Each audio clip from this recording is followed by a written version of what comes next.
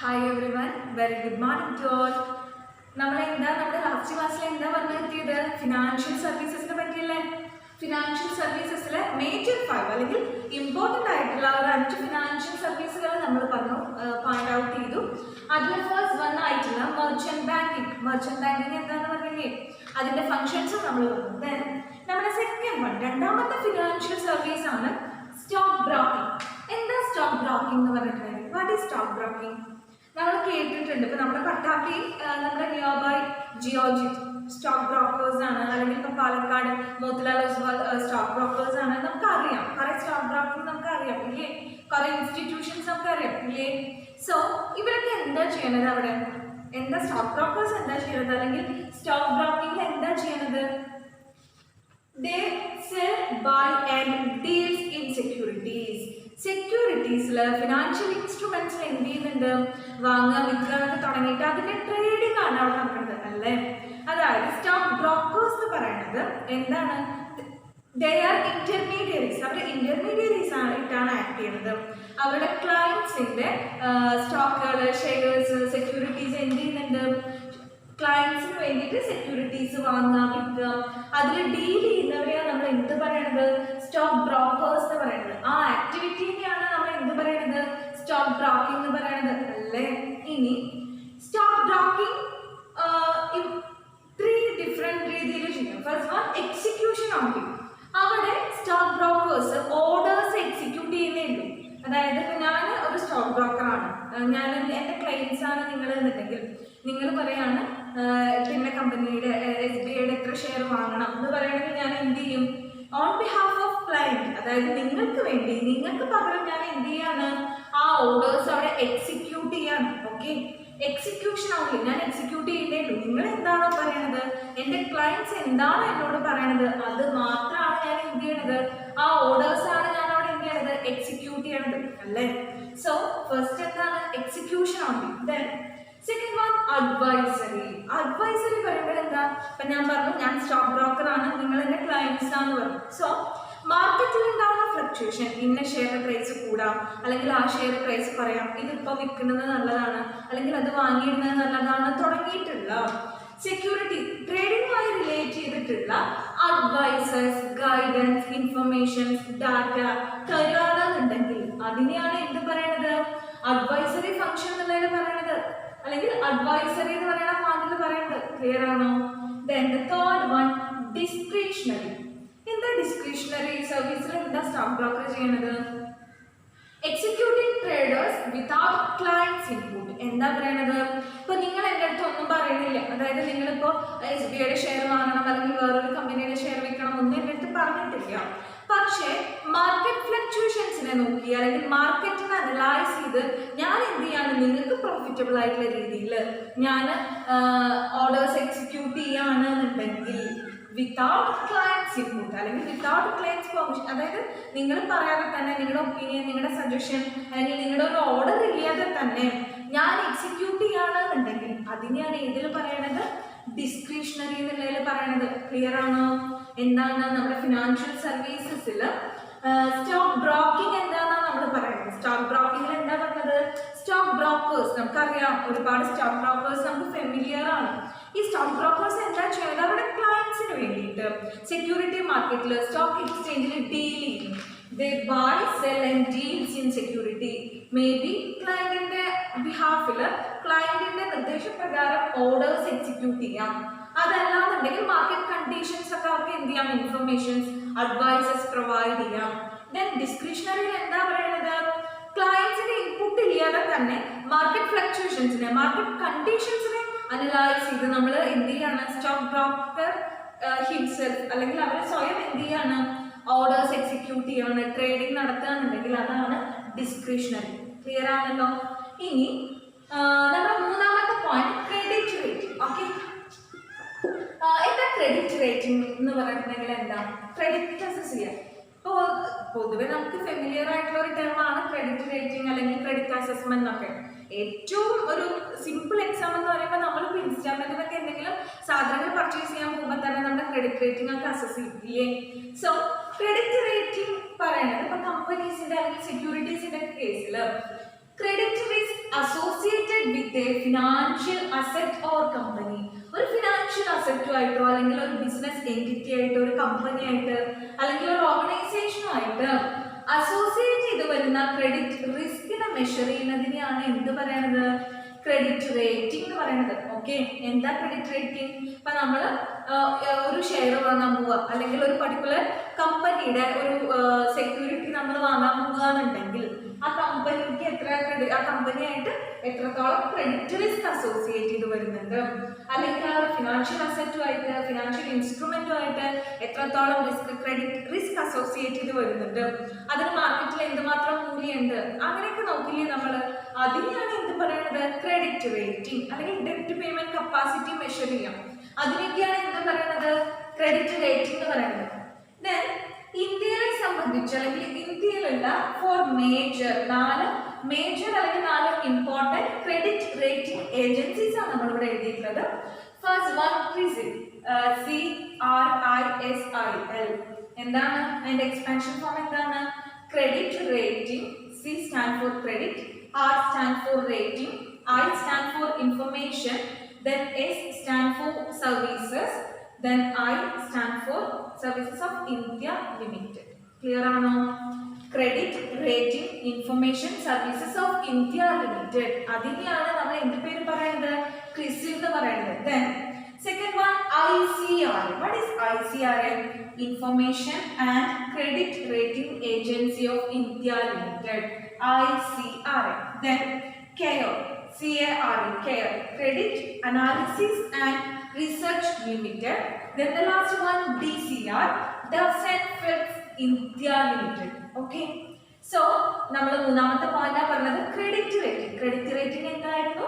ഒരു കമ്പനി ആയിട്ട് അസോസിയേറ്റ് ചെയ്ത് വരുന്ന, ഒരു എൻറ്റിറ്റി ആയിട്ട് അസോസിയേറ്റ് ചെയ്ത് വരുന്ന, അല്ലെങ്കിൽ ഒരു ഫിനാൻഷ്യൽ അസറ്റുമായി അസോസിയേറ്റ് ചെയ്ത് വരുന്ന ക്രെഡിറ്റ് റിസ്കിനെ അസസ് ചെയ്യലാണ് major credit rating agencies in India, CRISIL, ICRA, CARE and DCR. Okay, ഇനി നമ്മുടെ fourth point factoring services. Factoring സർവീസസിൽ ഇൻവോയ്സസ് അല്ലെങ്കിൽ ബിൽസ് റിസീവബിൾസ് ആണ് അവിടെ ഇമ്പോർട്ടൻറ്റ് റോൾ ഉള്ളത്. അപ്പോൾ ഒരു ഫാക്ടറിംഗ് സർവീസസ് എങ്ങനെയാണ് നമുക്കൊരു ജസ്റ്റ് ഒന്ന് വരച്ചു നോക്കാം. ഓക്കെ,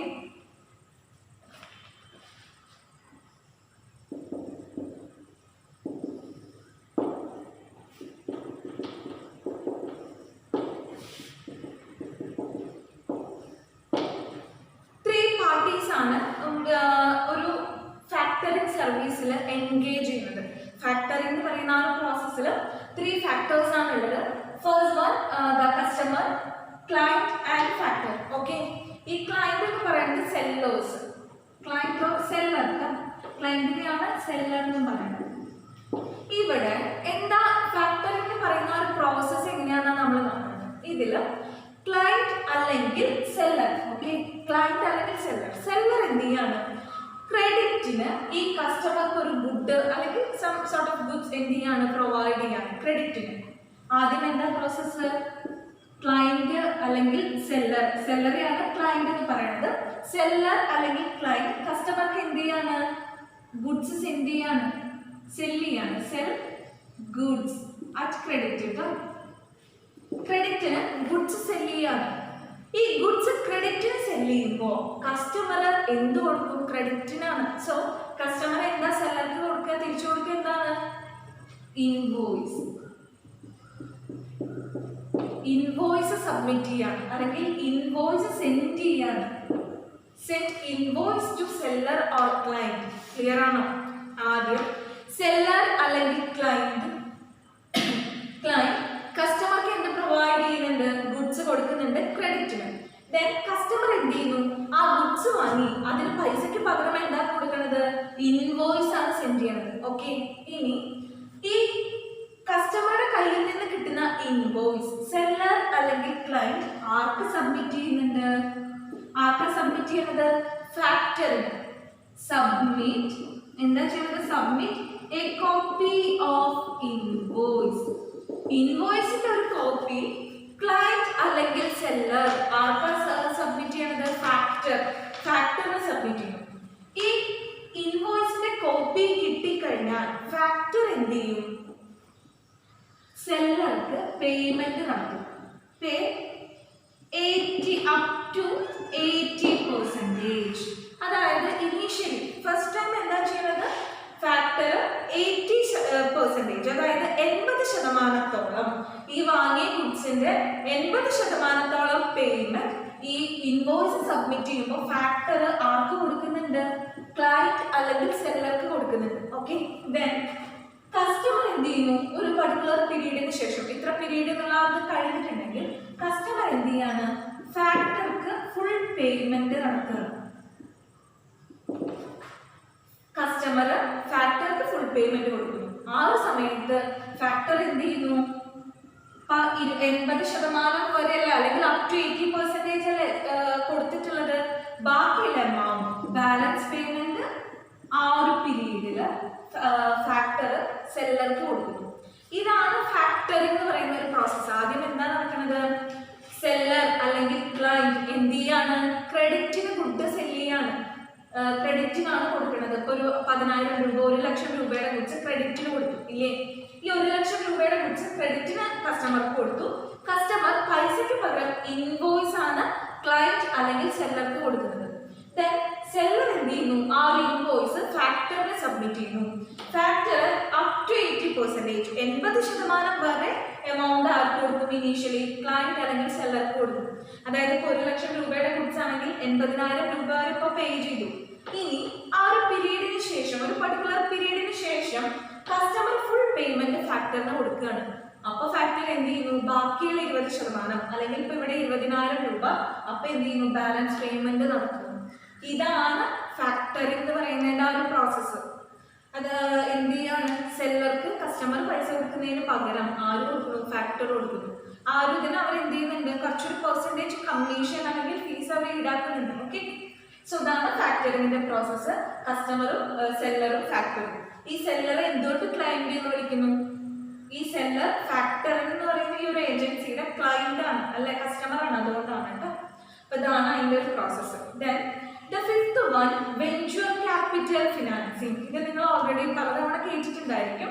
വെഞ്ചർ ക്യാപിറ്റൽ ഫിനാൻസിംഗ് എന്ന് പറഞ്ഞാൽ എന്താ, ഒരു ഏജൻസി അല്ലെങ്കിൽ ഏതെങ്കിലും ഒരു ഓൺട്രപ്രണർ അല്ലെങ്കിൽ ഏതെങ്കിലും ഒരു ബിസിനസ്, ഒരു ന്യൂ ബിസിനസ് സ്റ്റാർട്ട് ചെയ്യാൻ വേണ്ടി നമ്മുടെ അടുത്ത് വരികയാണ്. ഒരു വെഞ്ചർ ക്യാപിറ്റലിസ്റ്റിനെ അല്ലെങ്കിൽ ഒരു വെഞ്ചർ ക്യാപിറ്റൽ ഏജൻസിനെ എന്ത് ചെയ്യാണ്, അപ്രോച്ച് ചെയ്യാണ് ഒരു ന്യൂ ബിസിനസ് തുടങ്ങാൻ വേണ്ടി അല്ലെങ്കിൽ സ്റ്റാർട്ടപ്സിന് വേണ്ടിയിട്ട്. അതിന്റെ ഏർലി സ്റ്റേജിൽ അല്ലെങ്കിൽ ഇനീഷ്യൽ സ്റ്റേജിൽ എന്ത് ചെയ്യാണ്, ഈ വെഞ്ചർ ക്യാപിറ്റലിസ്റ്റ് എന്ത് പ്രൊവൈഡ് ചെയ്യുന്നുണ്ട്, ഫണ്ട് പ്രൊവൈഡ് ചെയ്യുന്നുണ്ട്, ഫിനാൻസ് പ്രൊവൈഡ് ചെയ്യുന്നുണ്ട്. ഇപ്പൊ ഞാനൊരു വെഞ്ചർ ക്യാപിറ്റലിസ്റ്റ് ആണെങ്കിൽ നിങ്ങൾ എന്ത് ചെയ്യാണ്, ഒരു ബിസിനസ്സിന്റെ ഏതെങ്കിലും ഒരു പർട്ടിക്കുലർ ബിസിനസ് സ്റ്റാർട്ട് ചെയ്യാൻ ആഗ്രഹമുണ്ട് അല്ലെങ്കിൽ ഇതൊക്കെയാണെന്നൊക്കെ പറയാൻ ഫുൾ ഡോക്യുമെന്റ്സും കാര്യങ്ങളായി എൻ്റെ അടുത്ത് വരുമ്പോൾ ഞാൻ എന്ത് ചെയ്യാണ്, അതിന്റെ ഇനീഷ്യൽ സ്റ്റേജിൽ പ്രൈമറി സ്റ്റേജിൽ ഞാൻ നിങ്ങൾക്ക് ഫണ്ട് ഫിനാൻസ് പ്രൊവൈഡ് ചെയ്യാണ്. ഓക്കെ, അതായത് ഞാൻ എന്താ വിശ്വസിക്കുന്നത്, നിങ്ങൾ ചെയ്യുന്ന ഒരു ബിസിനസ്സിന് ഹൈ ഗ്രോത്ത് ഉണ്ടാവും, അത് നല്ല രീതിയിൽ പൊട്ടൻഷ്യലി നല്ല രീതിയിൽ മൂവ് ചെയ്യും, അത് നല്ല പ്രോഫിറ്റബിൾ ആവും. സോ അതിന് എനിക്ക് എന്ത് ഇൻകം വരുമാനം ഏൺ ചെയ്യാൻ വേണ്ടി പറ്റും, പ്രോഫിറ്റ് ഉണ്ടാക്കാൻ പറ്റും എന്ന വിശ്വാസത്തോടെയാണ് ഞാൻ അതിൻ്റെ ഇനീഷ്യൽ സ്റ്റേജിൽ, അതിൻ്റെ ബിഗിനിങ് സ്റ്റേജിൽ നിങ്ങൾക്ക് ഫണ്ട് പ്രൊവൈഡ് ചെയ്യണം. അതാണ് വെഞ്ചർ ക്യാപിറ്റൽ ഫിനാൻസിങ്. ഒരു ന്യൂ വെഞ്ചറിന് വേണ്ടിയിട്ട്, ഒരു പുതിയ സ്റ്റാർട്ടപ്പിന് വേണ്ടി, ഒരു പുതിയ ബിസിനസ്സിന് വേണ്ടി എന്ത് ചെയ്യാണ്, അതിൻ്റെ ഇനീഷ്യൽ സ്റ്റേജിൽ, ഏർലി സ്റ്റേജിൽ അല്ലെങ്കിൽ ബിഗിനിങ്ങിൽ തന്നെ എന്ത് ചെയ്യാണ്, ഫണ്ട് പ്രൊവൈഡ് ചെയ്യാണ്. അതുകൊണ്ട് തന്നെ വെഞ്ചർ ക്യാപിറ്റൽ എന്ന് പറയുന്നത് എന്താ, ഹൈ റിസ്ക് ഉണ്ടാവുക, റിസ്ക് കൂടുതലാണ്. കാരണം അത് ലാഭത്തിൽ പോവുമോ, അതിന് ഗ്രോത്ത് ഉണ്ടാവുമോ എന്നൊക്കെ പറയാൻ പറ്റുമോ, ഇല്ല. അതേപോലെ ലിക്വിഡിറ്റി ഇല്ല. ലിക്വിഡിറ്റി പറഞ്ഞാൽ എന്താ, എളുപ്പം നമ്മളിപ്പോൾ അങ്ങോട്ട് തന്നിട്ടുള്ള പൈസ തിരിച്ചെളുപ്പം കിട്ടും അല്ലെങ്കിൽ ക്യാഷിലേക്ക് എളുപ്പം കൺവേർട്ട് ചെയ്യാൻ പറ്റും എന്നുള്ളത് ഉറപ്പുണ്ടോ, എപ്പോഴാണ് കിട്ടുക എന്നുള്ളത് ഇല്ല. ദെൻ ലോങ് ടൈം, അതായത് ഒരു ബിസിനസ് തുടക്കത്തിൽ നമ്മൾ ഇൻവെസ്റ്റ് ചെയ്യുമ്പോൾ അത് ഒരു ഹൈ ഗ്രോത്തിലൊക്കെ എത്തി, നല്ല പ്രോഫിറ്റബിൾ ആയിട്ടുള്ള ഒരു കണ്ടീഷനിലൊക്കെ എത്തി, നമ്മൾ കൊടുത്തിട്ടുള്ള പൈസ തിരിച്ചു കിട്ടാൻ കുറച്ച് സമയം എടുക്കില്ലേ. സോ അതൊരു ലോങ് ടൈം പ്രോസസ്സാണ്. ദെൻ എപ്പോഴും വെഞ്ചർ ക്യാപിറ്റലിസ്റ്റുകൾ ഇൻവെസ്റ്റ് ചെയ്തതിൽ അവർക്ക് നല്ല പ്രോഫിറ്റബിൾ ആണ്, ഗ്രോത്ത് ഉണ്ടാവും, ഭയങ്കര പൊട്ടൻഷ്യലി അല്ലെങ്കിൽ പ്രോഗ്രസീവായി മൂവ് ചെയ്യുന്നൊക്കെ തോന്നണ്ടേ. So invest in innovative businesses, അതായത് ഇന്നോവേറ്റീവ് ആയിട്ടുള്ള ബിസിനസ്സിലാണ് എന്ത് ചെയ്യുക, വെഞ്ചർ ക്യാപിറ്റലിസ്റ്റുകൾ എന്ത് ചെയ്യുന്നത്, ഇൻവെസ്റ്റ് ചെയ്യുന്നത്. ഓക്കെ, അപ്പൊ നമ്മൾ എന്താ പറഞ്ഞത് മക്കളെ, ഫിനാൻഷ്യൽ സർവീസസിനെ കുറിച്ചിട്ടാണ് പറഞ്ഞത്. ഫിനാൻഷ്യൽ സർവീസസിൽ ഇമ്പോർട്ടൻ്റ് ആയിട്ടുള്ള 5 എണ്ണം പറഞ്ഞു. മർച്ചന്റ് ബാങ്കിങ് എന്താ പറഞ്ഞു, സ്റ്റോക്ക് ബ്രോക്കിംഗ് എന്താ പറഞ്ഞു, ക്രെഡിറ്റ് റേറ്റിംഗ് പറഞ്ഞു, അതേപോലെ ഫാക്ടറിംഗ് സർവീസസും വെഞ്ചർ ക്യാപിറ്റൽ ഫിനാൻസിങ് പറഞ്ഞു. ഓക്കെ, നിങ്ങൾക്ക് ക്ലിയർ ആയിട്ടുണ്ടാവുമെന്ന് വിശ്വസിക്കുന്നു. നിങ്ങൾക്ക് മനസ്സിലായിട്ടുണ്ടാവുമല്ലോ. എന്തെങ്കിലും സംശയങ്ങളുണ്ടെങ്കിൽ ചോദിക്കുക. നോട്ട്സ് ഒക്കെ അപ് ടു ഡേറ്റ് ആയിട്ട് എഴുതാം. സോ ഇതോടുകൂടി ഈ ഒരു ടോപ്പിക് ഇവിടെ എന്ത് ചെയ്യാം, ഫിനാൻഷ്യൽ സർവീസസ്. ഓക്കെ.